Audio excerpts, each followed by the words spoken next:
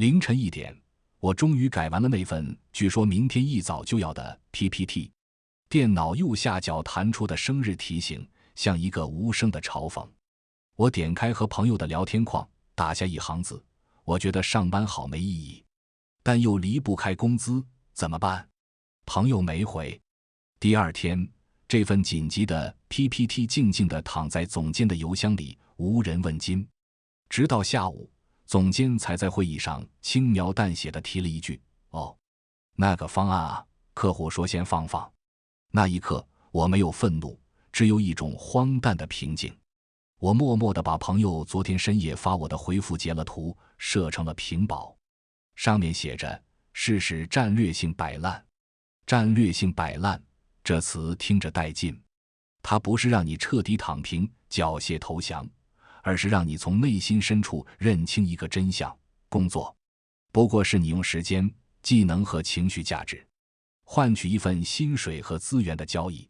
既然是交易，就别入戏太深。你不是来奉献的，不是来交朋友的，更不是来寻找人生意义的，你是来搞钱的。一旦你把心态从为公司创造价值扭转为为自己积累资本，整个世界都会豁然开朗。我花了3年时间才真正悟透这个道理。那时我在一家所谓的新能源明星企业，每天像打了鸡血一样信奉爱拼才会赢。我把公司的 KPI 当成圣旨，把领导的每一次画饼都当成未来的盛宴。我成了办公室里走得最晚的人，电脑里存满了各种工作感悟和优化建议。结果呢？年终评优，那个每天踩点上班，下午3点就开始刷手机的同事，因为向上管理做得好， PPT 做得花里胡哨，拿了 A+。而我，那个默默啃下所有硬骨头，为他处理了无数烂摊子的人，只得到一句：小王啊，很有潜力，明年继续努力。那一晚，我删掉了电脑里所有的工作感悟。我终于明白，职场不是一个按劳分配的天堂，而是一个按表演价值和权力亲疏分配资源的丛林。从那天起，我开始执行我的战略性摆烂。我不再追求100分，而是信奉60分万岁。KPI 要求的电话量，我不多打一个；必须提交的报告，我用模板，保证格式正确，数据无误，但绝不浪费1秒去美化图表。我把一天中最清醒、最高效的时间用来完成那些能被看见的关键指标。剩下的时间呢？我戴上降噪耳机，世界与我无关。我看电子书，研究自媒体写作，用公司的电脑和网络搭建我自己的艺人公司。你们现在看到的这个账号，最初那120多篇文章，几乎都是我在工位上，在那些假装很忙的时刻里，一个字一个字敲出来的。领导看到我的数据报表很满意，因为他能向上级交差，他觉得我抓住了工作重点，是个高效的下属。而我用他支付的薪水和时间完成了我的原始积累，这才是双赢。写下这些不是为了劝你消极怠工，恰恰相反，我是想告诉你如何更聪明、更清醒地工作，如何在这场注定不平等的交易中最大化你自己的利益。如果你在工作中遇到以下几种情况，别怀疑，直接开启你的战略性摆令模式。这非但不可耻，反而是你心智成熟、自我觉醒的标志。第一层心法，看穿无效努力的陷阱。别用感动自己的方式去打工。你身边一定有这样的人，我们叫他小林。小林是部门里公认的老黄牛，勤勤恳恳，任劳任怨。谁有做不完的活，喊一声林姐，他总是不好意思拒绝。领导布置下来的任务，哪怕再琐碎、再不合理，他也照单全收，加班加点的做到最好。他的口头禅是：没事，我来吧。他办公桌上的便利贴五颜六色，写满了密密麻麻的待办事项。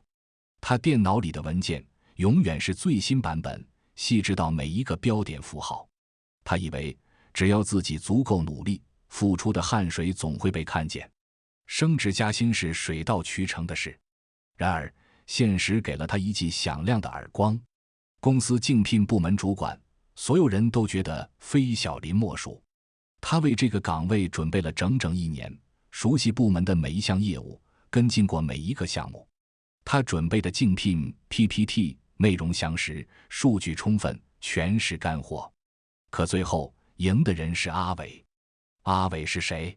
那个每天下午都在茶水间和各部门同事谈笑风生，那个总能恰好在电梯里遇到大老板并不经意地汇报思想，那个 PPT 只有3页，但每一页都正中老板心怀的聪明人。结果宣布那天，小林在楼梯间哭得撕心裂肺。他想不通，为什么自己付出了120%的努力，却输给了一个只花了60%精力在工作上的人。其实答案很简单，星号公司本质上是一个权力场，而不是一个计件工厂。星号它奖励的从来不是那些做的最多的人，而是那些最懂规则并善于表现的人。小林的努力是一种感动自己式的无效努力，他把大量的精力耗费在了那些重复的、琐碎的、无法直接转化为功劳的事务性工作上。他以为把桌子擦得最亮，把文件整理得最齐就是敬业，但在领导眼里，这只是一个好用的螺丝钉，而不是一个有价值的管理者。阿伟则不同，他深谙向上管理和价值呈现的精髓。他花在做事上的时间可能不多，但他花在让老板知道我做了什么，以及我做的是很有价值上的时间却一点不少。他会在周报里把一个普通的用户访谈包装成深度洞察用户心智、赋能产品迭代的战略性举措。他会在会议上把小林团队辛苦跑出来的几十页数据提炼成一句我认为我们下个季度的增长点在这里，然后精准地抛给老板。你看，这就是区别。小林在用体力工作，而阿伟在用脑子和权力视角工作。真正的聪明人早已戒掉了苦劳崇拜，他们会把80%的精力聚焦在能直接影响 KPI、能被上级看见、能转化为个人功劳的20%的核心工作上。至于剩下的那些，要么授权，要么简化，要么直接摆烂。就像我当年做汽车销售， KPI 就是电话量、试驾量、成交量。我每天上午和下午各花1小时，像个机器人一样高效地完成这些数据指标。电话录音清晰，邀约话术标准，报表提交及时，领导检查工作数据漂亮，无可挑剔。而剩下的6个小时就是我自己的时间。我可以在系统里调出所有车型的技术手册，不是为了卖车，而是为了研究竞品的优劣，写成分析文章。我可以用公司的电脑学习视频剪辑，为我未来的汽车自媒体账号做准备。我甚至会利用公司的资源，比如以市场调研的名义申请去参加各种行业峰会，不是去听那些陈词滥调，而是去认识那些真正的行业大牛，拓展我的人脉。这就是战略性摆烂的第一层境界，舍弃无效的、只能自我感动的事物，把有限的精力像子弹一样精准地打在那些能被量化、被看见的价值点上。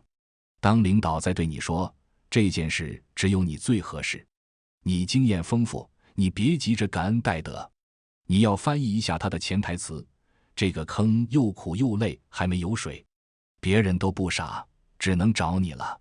学会拒绝，学会说不，学会把那些无意义的苦差事巧妙地推出去。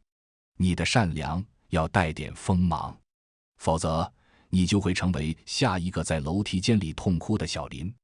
第2层心法，拥抱60分万岁哲学，从无意义的工作中榨取个人价值。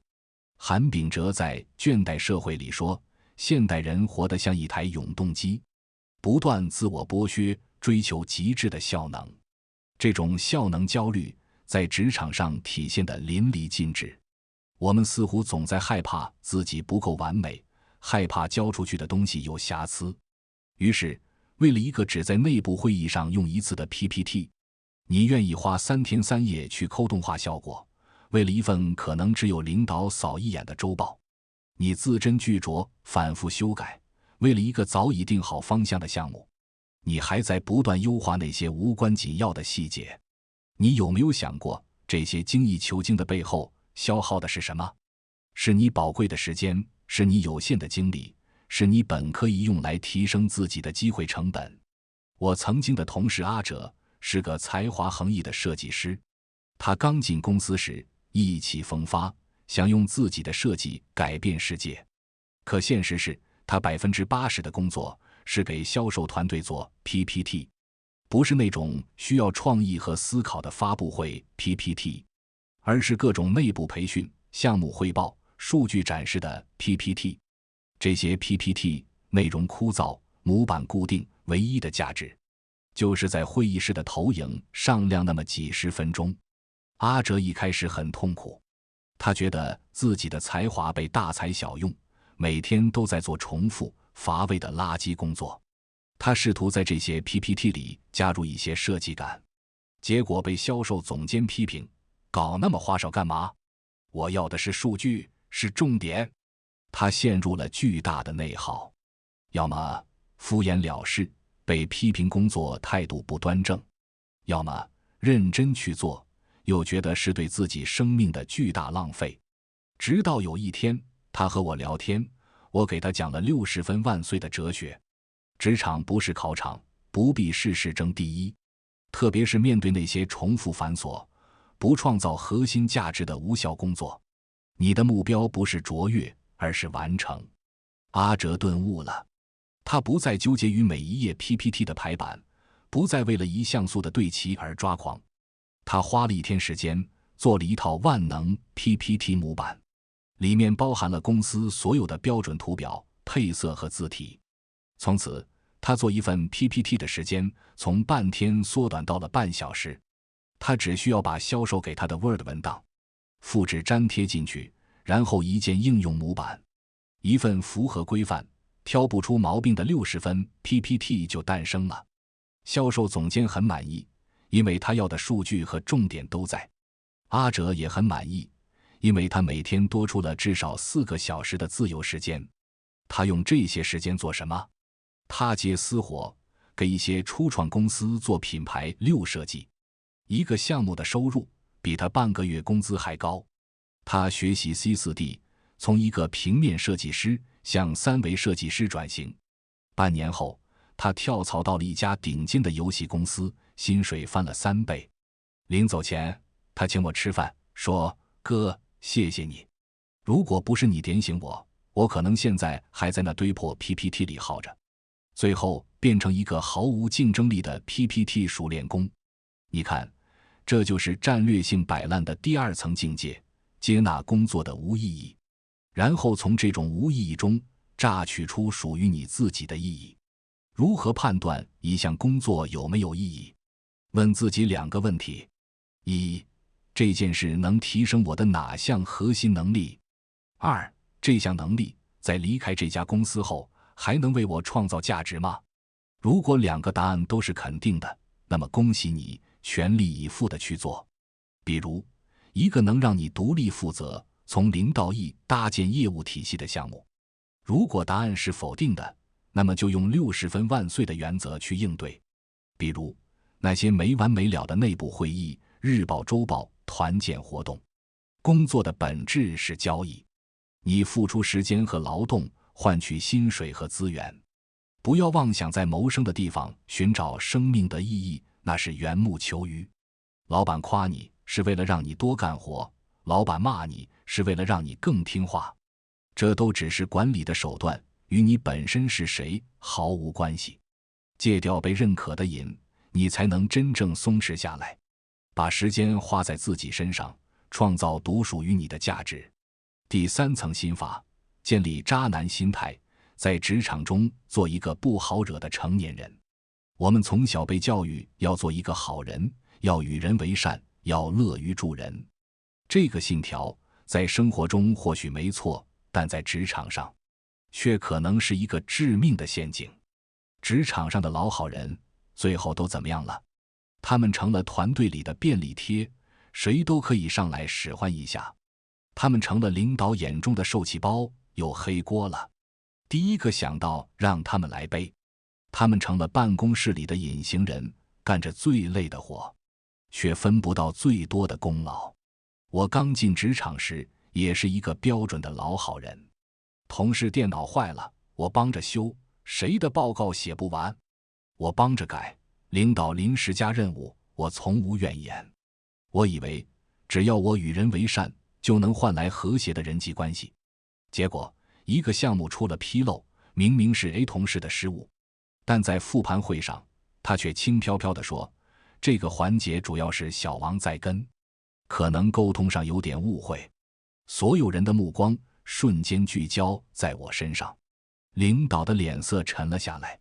那一刻，我百口莫辩，浑身冰冷。我才明白，我的善良在别人眼里不过是好欺负的代名词。从那天起，我开始修炼我的职场渣男心态。杨天真在《奇葩说》里有过一个很精彩的发言，他说，我们打工人应该用一种渣男心态去面对工作，这不是让你去做一个坏人，而是让你保持自我，保持边界，保持一种随时可以离开的底气。具体怎么做？一、学会向上管理，更要学会向下负责。向上管理不是溜须拍马，而是主动沟通，管理老板的预期，定期汇报你的工作进度，遇到的困难和需要的支持。别等他来问你，你要主动给他信息，这样即便出了问题，你也有免责的证据。更重要的是向下负责，对你自己的职业生涯负责，把每一次甩锅，每一次打压都看成一次风险提示。这个环境不适合你，那就开始准备你的 B 计划。二、建立你的证据链，让沟通有迹可循。重要的沟通用邮件确认，口头的承诺想办法变成文字，这不叫心机，这叫专业。当撕破脸的时候，一封白纸黑字的邮件比100句苍白的解释都有用。我后来养成一个习惯，但凡涉及跨部门协作或者权责划分，我都会在沟通后发一封会议纪要或确认邮件给相关人，抄送领导。开头第一句就是 Hi all， 为确保我们理解一致，现将刚才的沟通要点同步如下。几次之后，再也没人敢轻易把锅甩给我，因为他们知道我有记录。三、敢于暴露攻击性，不做沉默的羔羊。有人惹了你，侵犯了你的利益，你就要当场怼回去，不是让你吵架，而是让你清晰坚定地表明你的立场和底线。有一次，一个评级同事又想把一个烂摊子甩给我，在会议上说，这个事小王比较熟，让他跟进最合适。我没等领导开口，直接微笑着看着他，说，李哥，你太谦虚了，这个项目从一开始就是你主导的，没人比你更清楚其中的细节和难点。我这边手头还有3个项目在并行，实在抽不出精力。我相信以你的能力，肯定能完美解决。我话说得客气，但态度很坚决。领导看了看我，又看了看他，最后说，那就还是小李你负责吧。从那以后，办公室里想使唤我的人都得先掂量掂量。所谓渣男心态，核心就是不主动、不拒绝、不负责。不主动揽活，只做职责范围内的核心工作；不拒绝学习，把公司的资源当成自己的免费训练营；不为别人的情绪和公司的成败星号负责星号。你只是个打工人，地球离了谁都照样转。有了这种心态，你才能在工作中举重若轻，才能在面对不公时心安理得地摆烂。因为你知道，这一切都只是你人生旅途中的一个站点，而不是终点。作家刘震云说得好，不管在哪里上班，如果没人提携你，就不要把工作当事业。工作而已，千万不要上头。同事只是工作的伙伴，能处就处，不能处就拉倒。领导也是打工的，没必要唯唯诺诺。工作的目的都是为了赚钱。这段话，我建议你反复诵读。在职场，赚不到钱就赚认知，赚不到认知就赚精力，赚不到精力就赚人脉。如果这些都赚不到，那就果断战略性摆烂，用公司的时间和薪水去投资那个唯一能陪伴你终身的人，你自己。请记住，工作只是谋生的手段，生活才是你的终极目的。别让一份工作耗尽你对生活所有的热情。